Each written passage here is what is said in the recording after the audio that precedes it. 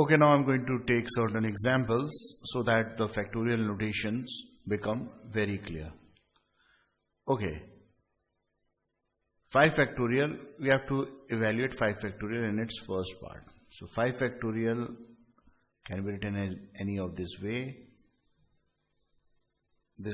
or this way, and this is equal to the product of first 5 natural number, 1 into 2 into 3 into 4 into 5, which on multiplying gives me how much? 120. Okay, 7 factorial is equal to 1 into 2 into 3 into 4 into 5 into 6 into 7. 5 factorial is 120. 120 into 6, 720 into 7. So this will be equal to 5040. In the third part, we have been given 7 factorial minus 5 factorial. So this will be equal to 5040 minus 120. So this will be equal to 4920. Okay. In next part, we have to evaluate 7 factorial upon 5 factorial. So 7 factorial is equal to 7 into 6 into 5 factorial upon 5 factorial. Okay. 5 factorial cancel out. So this will be equal to 42. In the second part, we have to evaluate 12 factorial upon 10 factorial into 2 factorial. This will be equal to 12 into 11 into 10 factorial upon 10 factorial into 2 factorial. This 10 cancel out. 2 factorial is equal to 2. So this will be equal to 66. Okay. Now we have to evaluate this value, n factorial upon r factorial into n minus r factorial when n is equal to 5 and r is equal to 2. So we have to evaluate 5 factorial upon 2 factorial into 5 minus 2 factorial. So 5 factorial remains as it is, 2 factorial as it is, this becomes 3 factorial.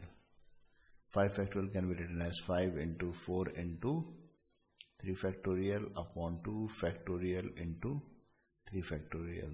This and this cancel out, 2 factorial is equal to 2, so this will be equal to 10. Okay, and in this part we have to calculate the value of x if 1 upon 8 factorial plus 1 upon 9 factorial is equal to x upon 10 factorial. Okay, so we write 8 factorial as it is to understand better.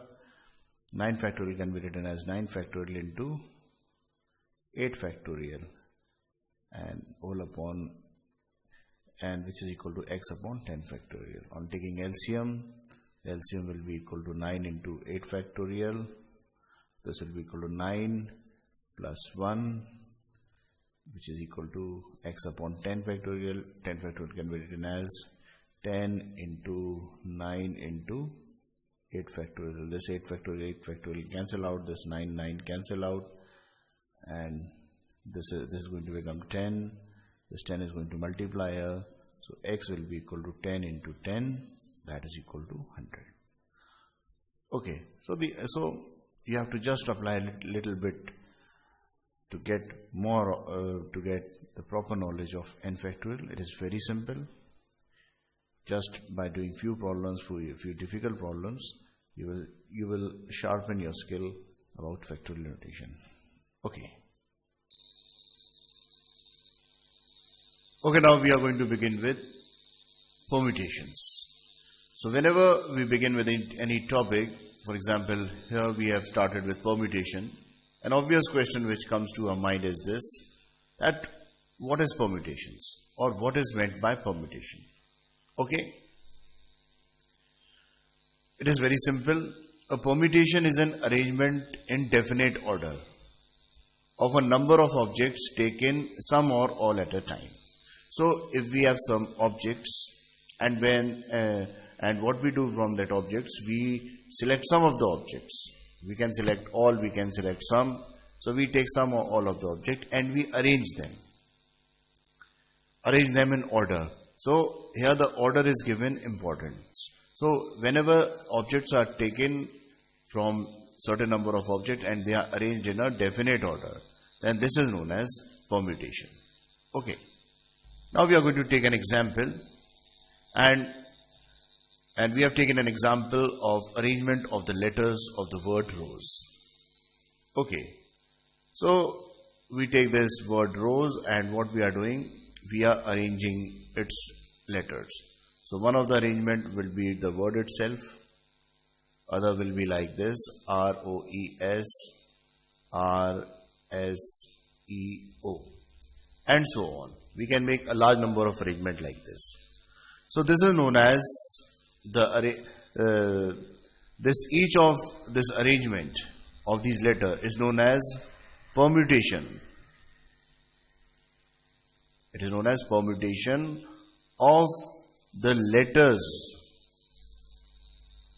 of word rose taken all at a time. Okay, so this is one of the permutation, and in permutations what we have to do, we have to calculate all the permutations which are possible. Okay, similarly, if we take this word again, and now in this case we take only two letters. Okay, we can take R and O, O and R, okay, then S, R, and so on. S, R, R, S, and so on. Okay, so this will be known as the permutation of letter of word of rose taken two at a time. Taken two at a time. Okay, so this is one of the permutations, and if we are going to calculate all the possible arrangements, then we are going to get the permutations of the letters of the word rose taken two at a time. Okay, now understanding what do we mean by a permutation and permutations. Okay, now if we have this word number, N-U-M-B-E-R, and what we want to find the total number of arrangement of the letters of these word numbers taken three at a time. So we are going to take these numbers, we are going to take these letters and we are going to place here N-U-M, then N-M-U, yeah, M-N-U, anyway. So we are going to start making these arrangements. So this will be known as arrangement of letters of word number taken three at a time. Okay, so this will be one of the permutation, and what we have to do, we have to calculate if I say that how many arrangements of three letters of the word number are there, then we are going to calculate the total number of permutation of these letters of this word number. Okay.